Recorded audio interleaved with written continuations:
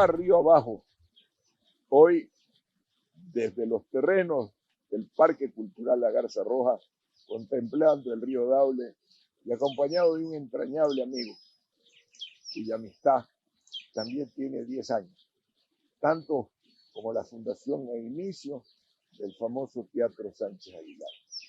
Un reto para el cual un ciudadano español, bastante castellano, se arriesgó a venir a estos países para conducir quizás el hito más importante, un centro cultural en la cuenca del Guayas, el Sánchez Aguilar, un edificio a la cual su fundador, el señor Sánchez Aguilar, le dedicó mucho tiempo. No lo terminó viendo en su día de inauguración, sin embargo, nos legó esto. Aquí está, por llamarlo de alguna forma, su custodio cultural, custodio artístico, que ha hecho un esfuerzo durante 10 años por lograr que ese centro no sea solo una sala de espectáculos, sino un centro con propuestas propias. Y de ellos nos va a hablar Ramón Barranco, a quien le doy la bienvenida. Gracias, Ramón. Un placer estar contigo y compartir con todos tus seguidores. Y además en este entorno, ¿no? Tan fantástico. No sé si nos sigue, pero el hecho es que vamos a conversar entre dos amigos cómplices, porque hemos sido cómplices, hemos soñado juntos, hemos proyectado cosas en función de la cultura, específicamente en el campo de la cultura, en el mundo de la música, del arte, y eso nos ha unido. Y de hecho celebro con mucha felicidad que el Sánchez Aguilar ha llegado a 10 años de su fundación. Cuéntanos un poco de cómo te sentiste, qué fue lo que te convocó a enamorarte de la idea del dueño de este teatro y de su familia que te atrajo hacia acá. Bueno, en el primer viaje que yo hice, estamos hablando de febrero del 2010, pero a mí, y además viniendo con una tradición como la europea, donde todos los grandes teatros están en manos públicas, porque es sobre todo la manera de poder mantener económicamente un teatro de esta magnitud. A mí lo primero que me volteó la cabeza fue que un hombre como Don Carlos, sí, un empresario de éxito, no un gran super mega empresario, supermillonario como Carlos Slim en México, sino un hombre de aquí que estaba absolutamente convencido de esa idea de que todo empresario que tiene éxito está obligado a devolver el éxito a la sociedad que se lo ha dado. A mí eso me impactó de tal manera que, bueno, de hecho, de todas formas, recuerda que a nosotros en un principio, y hablo en plural porque entonces yo estaba con mi socia y amiga Marione Cal, vinimos juntos de la mano, nos propusieron hacer el proyecto estratégico del teatro. Eso conllevó muchas reuniones y muchas conversaciones con Don Carlos menos, porque ya estaba afectado por su enfermedad, pero sí que sobre todo con Poli, con su hijo, que es el que lideró, digamos, el proyecto desde el momento uno, junto con su padre. Todo lo que venía, ¿no? El hecho de que detrás de ese proyecto no era solamente una cosa baladí en un momento determinado, una idea brillante que tuvo Don Carlos un día soñando. No, ese proyecto venía respaldado por una fundación que ya llevaba dedicándose 20 años a la educación. Todo eso, para mí, como español, como europeo, fue algo que me dio la vuelta. Y dije, yo quiero estar ahí. Cuando hicimos el proyecto estratégico, entiendo que les gustó, porque nos propusieron al menos quedarnos a poner en marcha el proyecto. ¿En qué consistía el proyecto estratégico? Hace 11 años, que arrancó casi un año antes de que comience el tema.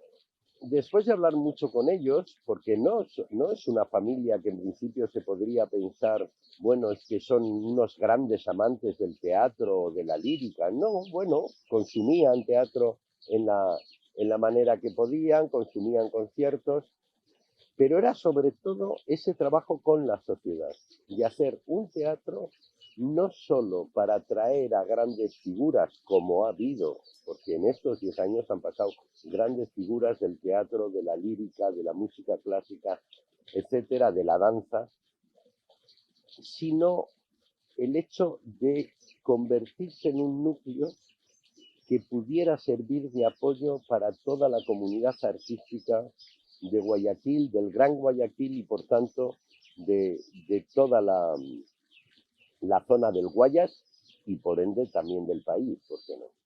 Entonces, eso es lo que más me atrae y eso es lo que tenía, lo que plasmamos nosotros en ese proyecto estratégico.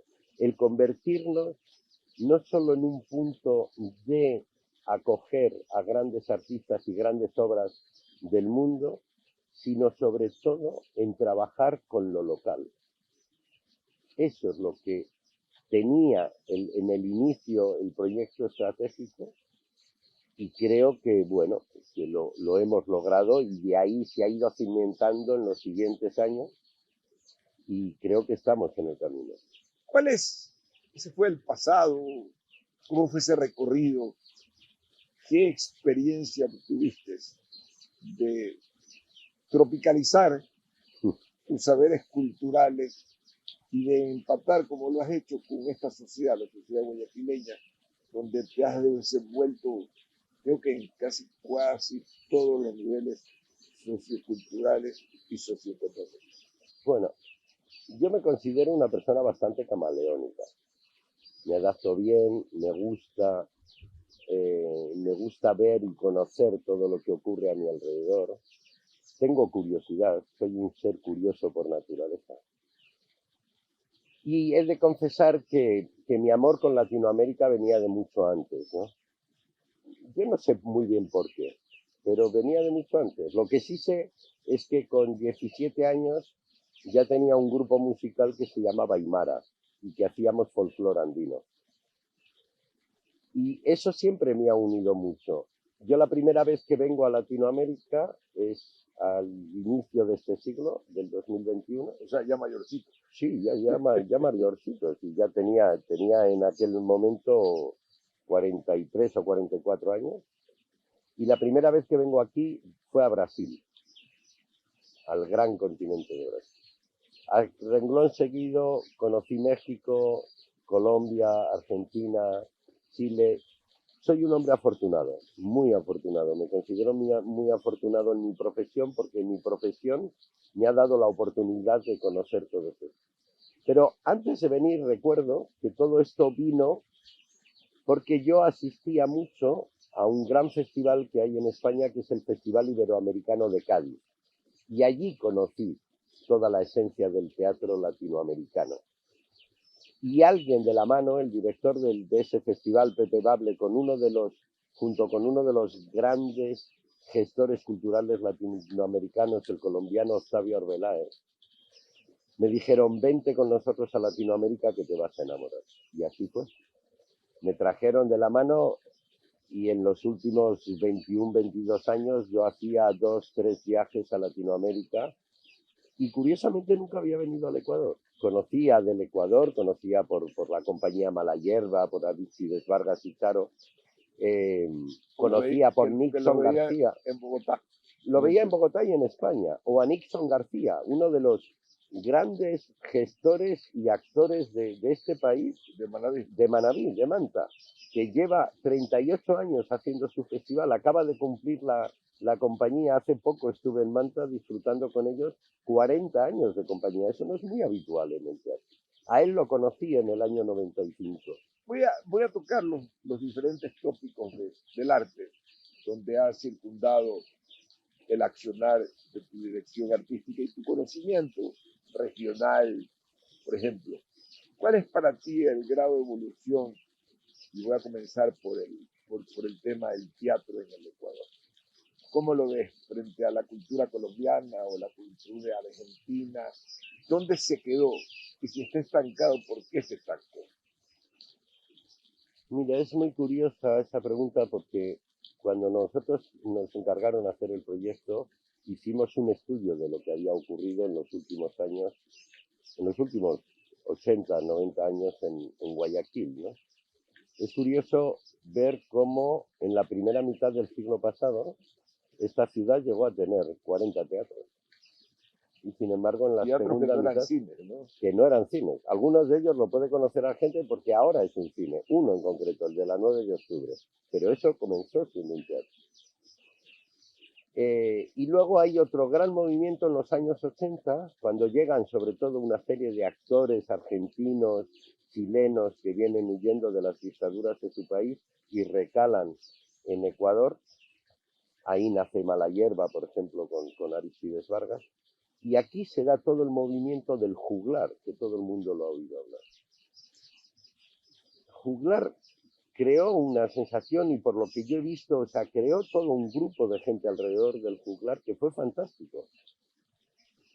El juglar de alguna manera desaparece y cada uno de ellos toma como distintos derroteros, pero no acabó afianzando. Es difícil hacer una lectura del porqué, pero lo cierto es que pasó así. Y entonces, cuando yo llego aquí, había un gran teatro, el Teatro Centro de Arte, había el centro cívico que acogía y que hacía práctica exclusivamente la orquesta sinfónica, y había 3, 4 salas de teatro, el Teatro del Ángel, entonces estaba todavía la Sala Sarao, que se mantenían haciendo teatro. Yo creo que la gran impronta, sin duda alguna, y no necesito, creo, poner medallas a la Fundación Sánchez Aguilar, fue el Teatro Sánchez Aguilar, fue un motor que revolucionó todo eso. Porque además veníamos con esa intención de apoyar al tejido teatral, artístico, dancístico de la ciudad. A mí, por ejemplo, hubo una cosa que me llamó poderosísimamente la atención. Guayaquil en aquel momento, si mi memoria no falla, tenía más de 25 escuelas de danza y ninguna compañía profesional. Y yo me preguntaba, ¿por qué es esto? Nunca he llegado a una conclusión. Todavía no tienes ni siquiera una hipótesis. No lo tengo, pero era curioso saberlo. De todo ese movimiento ahora sí hay una compañía. Los únicos, o la única escuela que creaba, aunque yo antes me refería más al ballet, que creaba era la escuela de José Miguel Salem, que haciendo jazz era capaz de crear los musicales. Y alrededor de su escuela creaba todo eso. Pero era algo que ha sido durante mucho tiempo y sigue estando ahí, pero era una vez al año. Pero había una evolución que sí se notó en el teatro con el microteatro, que lo veo un poco apagado ahora. Sí, parece que está. Mira, el microteatro es un concepto.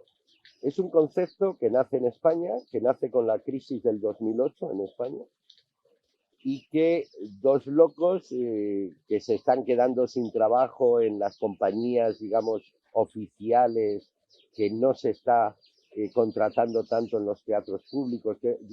¿Qué hacemos? Pues nosotros sabemos hacer teatro. Entonces, en la casa de uno de ellos, bueno, en la casa de la portera, donde vivía, en un momento determinado las casas de las porteras en los condominios españoles se quedaron vacías. Por lo general en el ático. Y entonces dicen, alquilemos la casa de la portera de mi edificio, que era y tenía un salón de 15 metros cuadrados. Entonces dijeron, hagamos teatro por 15 minutos para 15 personas en 15 metros cuadrados. Así nace el concepto del microteatro. El concepto del microteatro, que fue una gran idea, lo trae aquí Jaime Tamarí, después de, en una coincidencia, en un festival en Bogotá, que estamos los dos juntos. Él viene conmigo a Casa Ensamble, que era uno de los centros de microteatro en Bogotá, y dice, yo lo quiero traer esto. Él empieza en Miraflores, en su oficina, porque además era ese concepto también, ¿no? Como comenzaron ellos. Durante el día era una oficina de gestión cultural, una productora de teatro. A las 6 de la tarde cerraba, se retiraban todos los enseres y todos los despachos se convertían en pequeñas salas de teatro.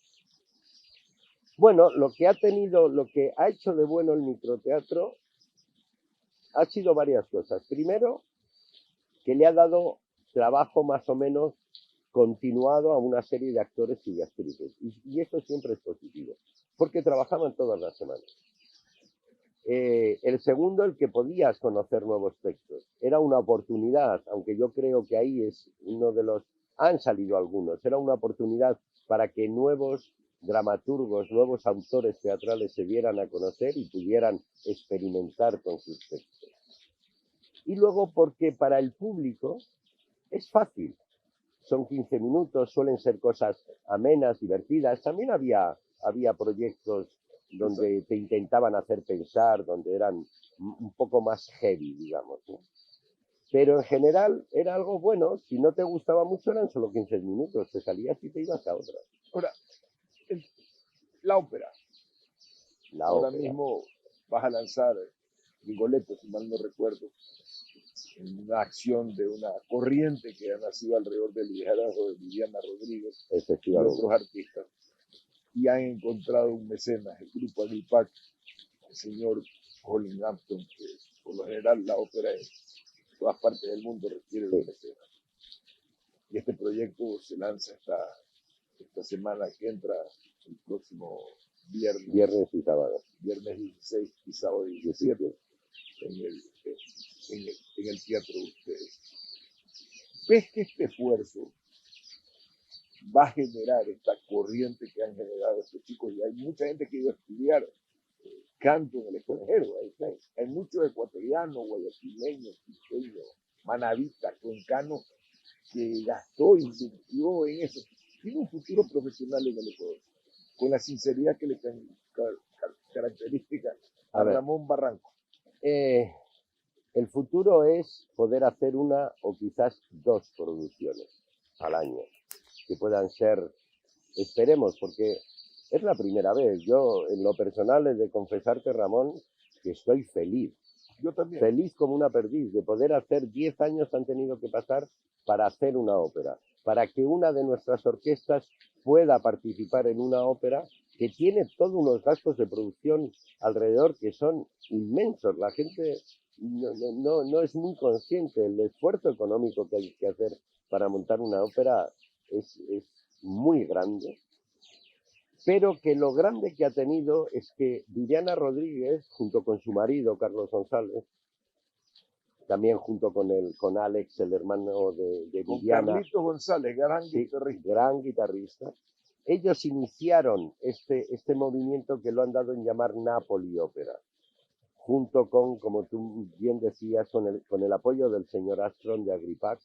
Y allí en Agripac crearon un pequeño club de amigos de la ópera, que durante los últimos 3 años han ido haciendo pequeñas acciones, presentando incluso óperas en formato de cámara, solo con acompañamiento de piano y tal, pero haciendo ese esfuerzo de ir dando a conocer la ópera en Guayaquil. Y eso ha desembocado 4 años después en poder montar y poner en escena una ópera como Rigoletto, que es una de las grandes óperas y más hermosas óperas que se escribieron nunca. Y para mí, bueno, con Verdi tengo mi sal, pero es una de las grandes óperas verdianas, ¿no? Entonces, el hecho de poder poner esto, el hecho de que han invitado a un tenor español, a un tenor y a una soprano colombianas fantásticos.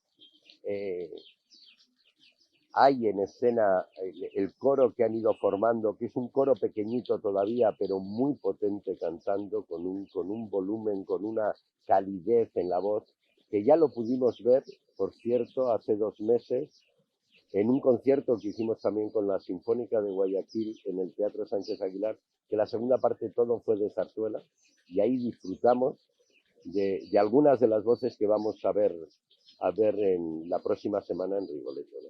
El esfuerzo que estos chicos han hecho con el apoyo del señor Armstrong es absolutamente fabuloso. Es titánico. El futuro del arte guayaquileno. Yo conozco a un Ramón que tiene 2 caretas. Porque tiene la cara del pesimismo y la cara del optimismo. Dame las visiones de los 2 elementos. Es muy crítico y parecido a mí, bastante ácido. Mira, yo lo que espero sobre todo es que no tengamos otra catástrofe ni a nivel mundial ni a nivel local. Es decir, en estos 10 años el teatro, y eso se ha sentido, Tuvimos el terremoto del 2016 y el COVID en el 2020. Es decir, que cada vez que íbamos, que parecía que todo iba a ver, algo venía, ¿qué tal? Espero que eso no vuelva a ocurrir al mínimo, en los próximos 25 años. Dicho esto, yo soy mucho más positivo que negativo en este sentido. Porque se está haciendo un trabajo para que los niños acudan al teatro y los futuros consumidores de teatro, de música, de danza, van a ser estos niños de hoy que les estamos haciendo llegar al teatro. Soy muy optimista porque ha habido un gran hecho en esta ciudad y en todo el país que ha marcado una diferencia importante, y fue la Universidad de las Artes. Eso ha hecho que toda una serie de gente de todo el país que quería tener más conocimientos artísticos, vengan a Guayaquil, y ha creado una olla a presión, una efervescencia de ganas de aprender y de ganas de hacer cosas. Y entonces en ese sentido soy positivo, y fíjate, porque además el gran proyecto de este año, además de celebrar los 10 años, es que la Fundación Sánchez Aguilar ha puesto en marcha una escuela de artes escénicas completas. Ha puesto en marcha un proyecto que nació en España allá por el 2008-2009, que es HANA, la escuela HANA, que pretende educar a niños y niñas tanto en teatro, en danza y en canto. Es una formación integral en esas 3 especialidades para crear, si no profesionales en su futuro, que seguro que salen muchos profesionales de ahí, crear amantes de las artes escénicas, pensando en artes escénicas, no solo el teatro y la danza, sino también la música. Gracias, Ramón. Gracias, Ramón. Un honor tenerte aquí en esta tu casa. No es de otra forma. Desde el primer día que llegó a la Garza Roja, se transformó en el otro propietario de este territorio.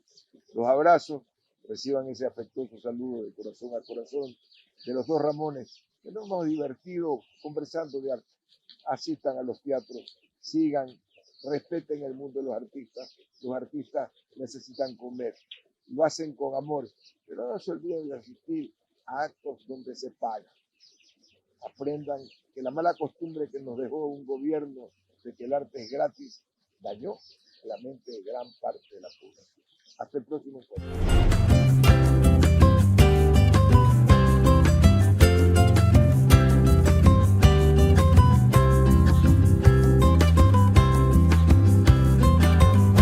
Al fresco